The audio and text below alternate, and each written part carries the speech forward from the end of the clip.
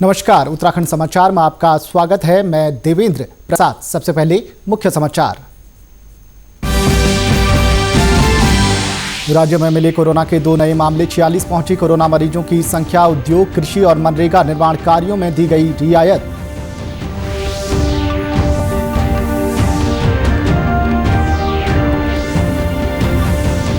देहरादून की आजाद कॉलोनी को किया गया सील। कॉलोनी से मिले थे कोरोना पॉजिटिव। घर घर होगी जरूरी सामान की डिलीवरी।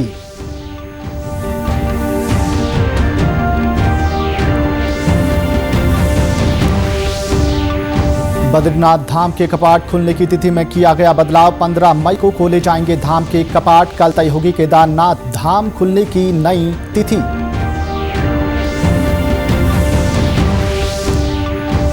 और उत्तर प्रदेश के मुख्यमंत्री योगी आदित्यनाथ के पिता आनंद सिंह बिष्ट का निधन। दिल्ली के एम्स में ली आखिरी सांस। लॉकडाउन के चलते अंतिम संस्कार में शामिल नहीं होंगे सीएम योगी आदित्यनाथ।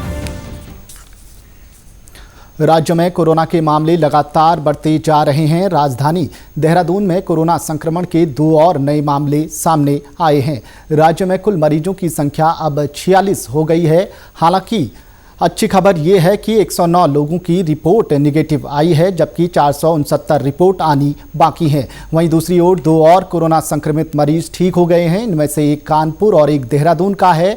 दोनों की रिपोर्ट नेगेटिव आने के बाद अस्पताल से डिस्चार्ज कर दिया गया है। अब तक राज्य में कोरोना से 13 मरीज ठीक हो चुके हैं। आज से लॉकडाउन की नई गाइडलाइंस के अनुसार राज्य के कुछ हिस्सों में उद्योगों को खोलने की अनुमति दे दी गई है। इसके लिए जिला प्रशासन द्वारा पास जारी किए जा रहे हैं। मुख्यमंत्री त्रिवेंद्र सिंह रावत ने कहा कि केंद्र सरकार की गाइडलाइंस के अनुसार मनरेगा से जुड़े निर्माण कार्य और खेती किसानी से जुड़े काम आज से शुरू हो गए हैं। साथ ही मोटर मैकेनिक और अन्य काम भी शुरू कर दिए गए हैं। उन्होंने कहा कि स्थिति पूरी तरह से नियंत्रण में है।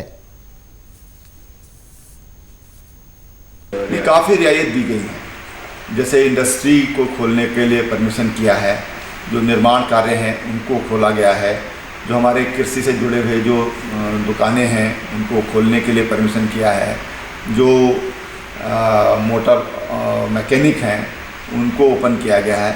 इसी तरह से अनेक ऐसे जो काम हैं जो प्रारंभ हो गए हैं। एक तरह से अब आर्थिक गतिविधियाँ थोड़ा बहुत ये प्रारंभ कर दी गई है। अभी हम बात करें सर पूरे प्रदेश के हमारे क्या हालात हैं? देखिए, राज्य में अभी हम ये कह सकते हैं कि स्थिति पूरी तरह नियंत्रण में है। कुछ जमातियों के द्वारा ज़रूर दिक्कतें आई हैं। कुछ लोग बाहर से आए। मुख्यमंत्री त्रिवेंद्र सिंह रावत ने कहा कि स्वास्थ्यकर्मी और पुलिसकर्मी बेहतर काम कर रहे हैं। उन्होंने कहा कि लोगों का आत्मविश्वास बढ़ा है। सामाजिक संगठनों से लेकर आम जनता तक सभी मिलकर काम कर रहे हैं। हमारी जो स्वास्थ्यकर्मी हैं, हमारे जो पुलिस के लोग हैं, निश्चित रूप से उनकी भूमिका बहुत ही सराहनीय है, बहुत ही प्रशंसनीय है। जिस तरह से लोग फ्रंट लाइन में रह कर के काम कर रहे हैं। आज समाज ये मानने लगा है कि सरकार किस ढंग से काम करती है और किस ढंग से कर सकती है। हमारे जो स्वास्थ्य विभाग के लोग हैं, हमारे जो पुलिस के लोग हैं, अनेक सामाजिक संगठन हैं, आज उनका आत्मविश्वास ये बढ़ा है। देहरादून के जिलाधिकारी आशीष श्रीवास्तव ने बताया कि जो जरूरी सेवाएं हैं उन्हीं के लिए पास जारी किए जा रहे हैं। उन्होंने बताया कि अलग अलग जगहों पर पास बनाने की व्यवस्था की गई है। उद्योगों में काम करने वाले, मनरेगा के कामों से जुड़े लोगों और कृषि क्षेत्र में काम करने वालों के लिए पास की व्यवस्था की गई है। पास जो है वो कंटिन्यूअस लोग जो जरूरी सर्विसेज के, वैसे तो देहरादून नगर निगम क्षेत्र में तो पुरानी ही व्यवस्था लागू है। यहाँ कोई ऐसा चेंज नहीं किया गया, लेकिन और जगहों के लिए पास की व्यवस्था अलग अलग जगहों पर की गई है, जिससे कि जो इंडस्ट्री हैं जो भारत सरकार के गाइडलाइन के अनुसार चल सकती हैं, मनरेगा के काम हैं, इसके अलावा खेती किसानी से जुड़े हुए जो एग्रीकल्चर एंड एलाइड सेक्टर है उसके सारे लोगों की परमिशन है। इसेंशियल सर्विसेज की व्हीकल अनइंटरप्टेड चलती रहे उसकी परमिशन है। उन सभी के लिए पास की व्यवस्था और डेजिग्नेटेड ऑफिसर्स किए गए हैं, वो काम चल रहा है इस समय। राज्य में कोरोना के मामले लगातार सामने आ रहे हैं। इनमें से 2 मामले हाल ही में देहरादून की आजाद कॉलोनी में सामने आए हैं।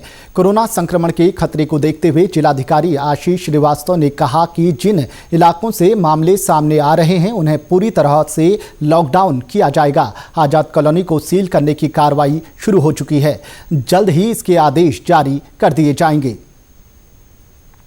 देखिए, अभी उसकी चल रहा है, बहुत जल्दी आपको आदेश भेज दिया जाएगा। जो भी कंसर्न है कि एरिया उसका डिमार्केट किया जा रहा है और उसके बाद उस कॉलोनी को भी लॉकडाउन किया जाएगा, क्योंकि वहाँ से 2 केसेस आए हैं। बागेश्वर में बाहरी जिलों से आ रहे लोगों को सुरक्षा की दृष्टि से पर्यटक आवास गृह में बने क्वारंटीन सेंटर में क्वारंटीन किया गया है। इस सेंटर में 19 लोगों को क्वारंटीन किया गया है। क्वारंटीन किए गए लोगों को मानसिक तनाव से मुक्त रखने के लिए काउंसलिंग भी की जा रही है। काउंसलर डॉक्टर शेफाली बताती हैं कि क्वारंटीन सेंटर में भर्ती किए गए लोग शुरू में चिड़चिड़े होते हैं, लेकिन धीरे धीरे काउंसलिंग के बाद वो कोरोना वायरस की गंभीरता को समझकर सहयोग करते हैं। यहाँ पर जो लोग आए हुए हैं क्वारंटीन में, हम उनको कोरोना गाइडलाइंस के अनुसार जो भारत सरकार द्वारा हमको बताया गया है कोरोना, उसका पालन किया जा रहा है। हम यहाँ पर जो हमारा बागेश्वर शहर जिला है वो ग्रीन जोन में है, उनको उसकी वो लोग भी हम पालन कर। दिल्ली से यहां आए दिलीप को भी क्वारंटीन किया गया है। वो क्वारंटीन सेंटर की व्यवस्था से संतुष्ट हैं। कोरोना वायरस से बचाव के लिए वो इसे उचित कदम बता रहे हैं। मेरे को यहाँ पे अच्छी व्यवस्था मिल रही है, क्योंकि मैं दिल्ली से आया था अपने साथ को छोड़ने, तो मुझे यहाँ रखा गया है। अच्छा लग रहा है यहाँ पे, क्योंकि यहाँ की फैसिलिटी सब बढ़िया है। 2 टाइम डॉक्टर चेक कर रहे हैं, सब खाना पीना सब टाइम से मिल रहा है, सब कुछ बढ़िया लग रहा है मेरे को यहाँ पे।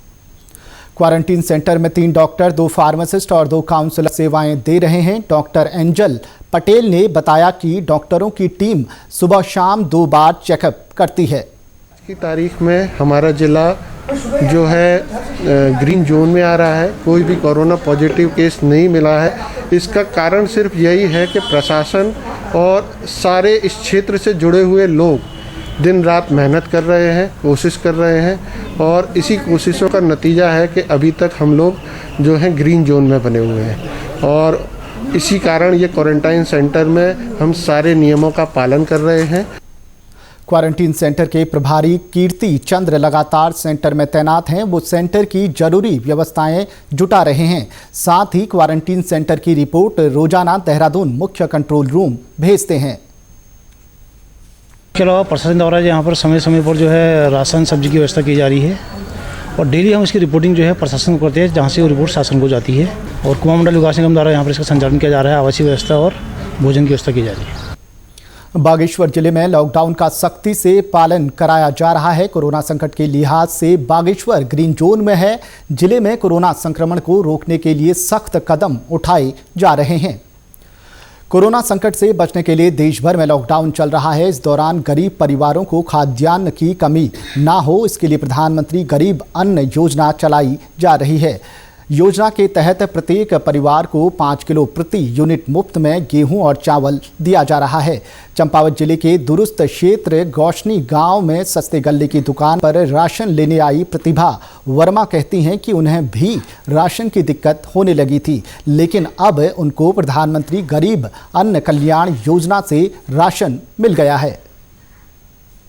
मुझे प्रधानमंत्री जन कल्याण योजना के तहत राशन प्राप्त हुआ है। और मेरे छोटे छोटे 2 बच्चे हैं। हमें इस लॉकडाउन में बहुत सारी समस्याओं का सामना करना पड़ा। इसमें प्रधानमंत्री मोदी जी ने हमें राशन प्राप्त किया है। सभी गरीबों को उन्हें राशन दिया है, और मैं उनको मोदी जी को तहे दिल से धन्यवाद करना चाहती हूँ कि उन्होंने गरीबों को ध्यान में रखते हुए उन्हें राशन दिया है। दैनिक मजदूरी करने वाले ग्रामीण हेम कापड़ी कहते हैं कि रोज काम धंधा कर घर चलाते थे। लॉकडाउन के कारण सब बंद हो गया, राशन का संकट आया, लेकिन प्रधानमंत्री गरीब अन्न कल्याण योजना से समस्या का समाधान हो गया है। प्रधानमंत्री जन कल्याण योजना बहुत अच्छी योजना है, जिसके तहत हम गरीब परिवारों को यहाँ उनके माध्यम से राशन बंट रहा है। यहाँ पे जो कि हम लोग दिन भर मजदूरी करते थे, और आजकल वो काम भी सब जगह बंद हुए हैं, जिसके माध्यम से राशन और उसकी दिक्कत आती थी। और यहाँ पे गेहूँ, चावल, जो भी अन्य सामान खाद्यान्न बट रहा है, वो मोदी जी का मैं तहे दिल से धन्यवाद देना चाहता हूँ। वहीं गांव की ही जानकी देवी ने प्रधानमंत्री नरेंद्र मोदी का आभार जताया। उनका कहना है कि प्रधानमंत्री गरीब अन्न योजना से उनको राशन मिला है। उन्होंने कहा कि हम लॉकडाउन का पूरा पालन कर रहे हैं। प्रधानमंत्री जी हम यहाँ स्वास्थ्य वाला राशन जा रहा, ये लॉकडाउन है भी लगे और घर घर में बढ़ के राशन पूज रहा भी। हम प्रधानमंत्री जी बहुत आभारी छो। ये मैं उनको लंबी उम्र शुभकामना सोचने अपन देश बचो नहीं लगे। लॉकडाउन में हम सब भीतर छो बड़ी के सब उन्होंने कोई मान्यवन भी हिसाब हमारे यहाँ तो बड़ी चल रहा, हर चीज़ पूछ रहा। कोरोना संक्रमण और क्वारंटीन की स्थिति को देखते हुए बद्रीनाथ धाम के कपाट खोलने की तारीख में बदलाव किया गया है। पर्यटन मंत्री सतपाल महाराज ने ये जानकारी देते हुए बताया कि टिहरी के महाराजा द्वारा बद्रीनाथ धाम के कपाट खुलने की तारीख में बदलाव किया गया है। अब बद्रीनाथ धाम के कपाट 15 मई को प्रातः 4:30 पर खोले जाएंगे। गौरतलब है कि पहले बद्रीनाथ धाम के कपाट 30 अप्रैल को खोले जाने थे। कोरोना संक्रमण को देखते हुए और क्वारंटीन की स्थिति को देखते हुए महाराजा टिहरी ने फिर से तिथि को रिवाइज़ किया है और उन्होंने कहा है कि 15 मई 4:30 बजे प्रातःकाल बद्रीनाथ के पट खुलेंगे और रावल जी वहां जाकर के पूजा करेंगे। जो केदारनाथ के पट हैं, मेरी अभी भीमा शंकर लिंग जी से बात हुई जो रावल जी हैं, उन्होंने कहा कि कल 11 बजे बैठ कर के हम तय करेंगे। तो केदारनाथ के पट की जो तिथि है, समय जो है वो कल निर्धारित होगा। आज टिहरी महाराज ने हमें बताया है कि 15 मई को 4:30 बजे बद्रीनाथ के पट खोले जाएंगे। उत्तर प्रदेश के मुख्यमंत्री योगी आदित्यनाथ के पिता आनंद सिंह बिष्ट का दिल्ली एम्स में निधन हो गया। तबीयत खराब होने पर उन्हें 13 मार्च को एम्स में भर्ती कराया गया था। उन्हें लीवर और किडनी की समस्या थी। उनके पार्थिव शरीर को पौड़ी जिले स्थित पंचूर गांव लाया जा रहा है। उनका अंतिम संस्कार कल किया जाएगा। उनके निधन पर राज्यपाल बेबी रानी मौर्य ने गहरा शोक व्यक्त किया है। मुख्यमंत्री त्रिवेंद्र सिंह रावत ने भी उनके निधन पर शोक व्यक्त किया। उन्होंने कहा कि हमारे बीच से उनका यूं चला जाना हम सबके लिए बेहद दुखद है। दुखद खबर है, लेकिन ये भी सच है कि वो काफ़ी लंबे समय से अस्वस्थ चल रहे थे और स्वर्गीय आनंद सिंह बिष्ट जी एक बहुत अच्छे सक्रिय सामाजिक कार्यकर्ता भी थे। भारतीय जनता पार्टी के भी हमारे वो एक मंडल के अध्यक्ष रहे हैं यमकेश्वर ब्लॉक के। पार्टी के कार्यकर्ता के नाते और उनका जो सामाजिक योगदान है, निश्चित रूप से उनकी याद ये वहाँ का समाज हमेशा करता रहेगा। यमकेश्वर काफ़ी दूरस्थ क्षेत्र है पौड़ी जिला मुख्यालय से और वहाँ पर उन्होंने एक महाविद्यालय की भी उन्होंने वहाँ पर स्थापना की और जिसमें आज सैकड़ों बच्चे वहाँ के पढ़ रहे हैं। पिता के निधन पर सीएम योगी आदित्यनाथ ने एक पत्र जारी कर कहा कि मुझे इस बात का बहुत दुख है। अंतिम क्षणों में उनके दर्शन की हार्दिक इच्छा थी, लेकिन वैश्विक महामारी के खिलाफ देश की लड़ाई में उत्तर प्रदेश की 23 करोड़ जनता के हित में आगे बढ़ने के कर्तव्यबोध के कारण मैं ऐसा न कर सका। उन्होंने कहा कि लॉकडाउन की सफलता और कोरोना को हराने की रणनीति के कारण वो कल अंतिम संस्कार के कार्यक्रम में भी भाग नहीं ले पाएंगे। इसके साथ ही सीएम योगी आदित्यनाथ ने अपनी मां और परिवार वालों से अपील की है कि वे भी लॉकडाउन का पालन करें और ये सुनिश्चित करें कि अंतिम संस्कार में कम से कम लोग शामिल हो। उत्तराखंड के समाचारों में इतना ही। चलते चलते मुख्य समाचार एक बार फिर।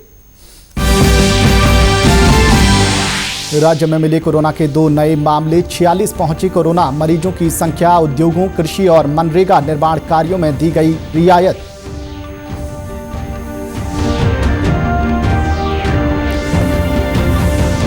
देहरादून की आजाद कॉलोनी को किया गया सील। कॉलोनी से मिले थे कोरोना पॉजिटिव। घर घर होगी जरूरी सामान की डिलीवरी।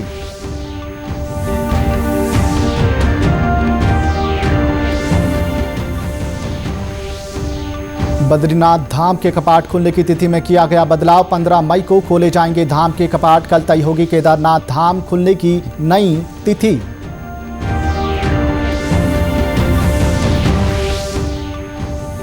और उत्तर प्रदेश के मुख्यमंत्री योगी आदित्यनाथ के पिता आनंद सिंह बिष्ट का निधन। दिल्ली के एम्स में ली आखिरी सांस। लॉकडाउन के अंतिम संस्कार में शामिल नहीं होंगे सीएम योगी आदित्यनाथ। इसी के साथ समाचार समाप्त हुए। नमस्कार।